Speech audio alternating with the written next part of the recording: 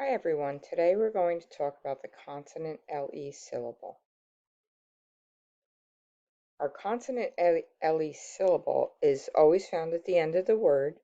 Sometimes there could be a suffix that follows it, but for today we're just practicing words that are base words. They have no suffixes. A syllable is a word or a part of a word with one talking vowel. And by one talking vowel, I mean that there's going to be a vowel sound in each syllable. That's what we need to have a syllable. We need a vowel sound. And that's why we mark up words like this. We determine what the vowel sounds will say so that way we can decode the word. We use the clover as a visual to help us remember the different syllable types. We've had lots of practice with closed syllables. What we're learning today is the consonant LE syllable. That's what the L is in clover. We've done open syllables. We haven't gotten into vowel teams too much. We've talked about magic E syllables, and we also have talked about R-controlled syllables. When we have a consonant LE syllable, we can use some of the strategies that we actually use in math to help us remember how to mark up the word. So in math, when you see a large number like the one on the screen, we know we can put a comma in it so that way we could read it better. So in math, we usually count back three. We go 1, 2, 3, and we put our comma. So we have the number 2,471. So that's something that we're going to use when we mark up consonant LE words. We're going to mark our vowel. Now, often we would put a line through this because we know when we have an E at the end of the word, it's a magic E. For today, we don't even have to do that. You can, you don't have to, whatever works for you. But what we're going to do is we're going to count back three just like we would in math. We're going to say 1, 2, 3, and this is where we're going to mark our word. We're going to box this off, and we're only boxing it off so we can forget about it for a moment because we want to look at the first syllable. So in our first syllable, we've already underlined the I, and you can see that it's closed in by a T. And when we have a closed syllable, we mark our I with a brev. The brev is the mark that kind of looks like a U or a smiley. And now we have our first syllable that says lit. Our last syllable says toll, because a consonant LE syllable will say the ol sound. So the E is not long or short, it's actually a schwa sound, and that is like a weak syllable. And sometimes when you don't know how to spell a word and you hear toll or dull or bowl at the end, you'll spell it with a U or an O before the L. So it's important to remember when you hear that ol sound at the end of a word, it will be spelled with a consonant and then the LE, whatever consonant you hear. And I chose the words I chose today because I want you to realize that even though often when we say the word little, we say like a D sound. At least I do. I don't know if it's a New Jersey thing or if everybody does it. It may just be where your tongue is in your mouth when you're saying it, but I always say little. So it sounds like a D, and often students will also put a D in it, but it's actually little. So I'm trying to emphasize the T, so that way you don't put a D in it. So we have little. So now let's go to our next word. Our next word will underline our vowel.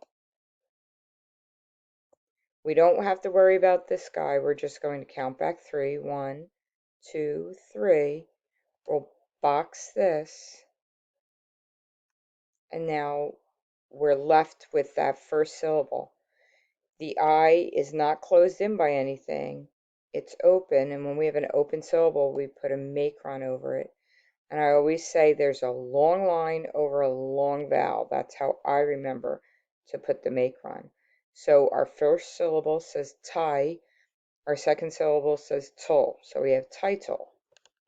And again, if I said it quickly and didn't emphasize the T, I'd say title.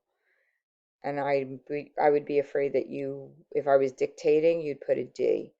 So this is just something you're going to have to remember seeing it this way and realize it's actually title.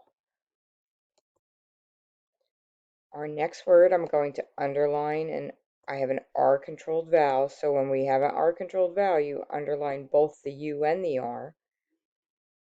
You see the LE, so we're going to count back 3. 1, 2, 3. I'm going to box this. Now it's out of the way, so we can just focus on our first syllable. And our R controlled, we know, gets a tilde, which looks like a worm or a wave. You can call it what you want, but it still lets us know this is R controlled, and UR says so we have turtle. Now, the reason we box everything and mark everything up is because with practice, you'll eventually be able to do this with your eyes, and you're going to notice it, and you're not going to have to mark up words. I don't want you to have to mark up words forever, but the practice is supposed to let you know where you're going to cut up a word so you can read it more automatically, because that's what a fluent reader does. A fluent reader looks at words quickly in their brain, they cut them up, or they remember different sounds. And that's what we're doing. By doing this, we're getting the practice so our eyes will start doing it and things will become more automatic. So you won't have to do this. But if you come to a word that you've never seen before, you have a strategy in your toolbox that you can use to mark up a word if you need to.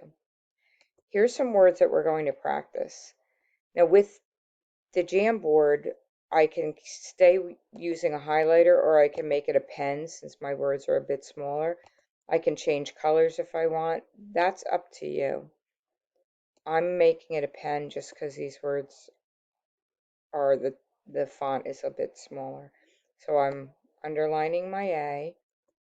I'm counting back 3. 1, 2, 3. I'm going to box this. And now I have a first syllable that has an open vowel because there's nothing closing it in. So an open vowel gets a macron because it's a long vowel sound. So we have staple. Next I'll do this one. Count back 3. 1, 2, 3.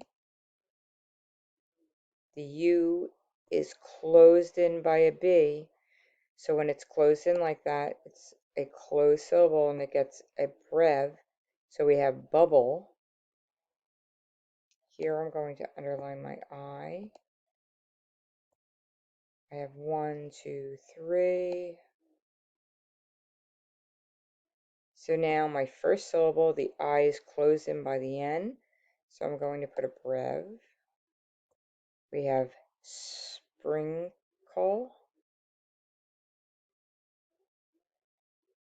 Now we'll mark this.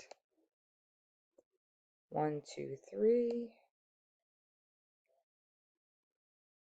And now the A is open, nothing's closing it in, so we're going to put the macron.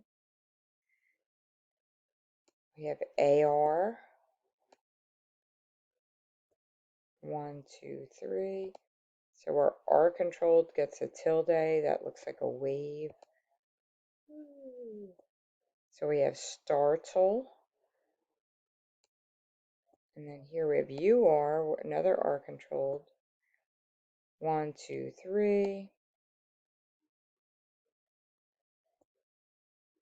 And I'll put my tilde and I'll have gurgle. So this was some practice.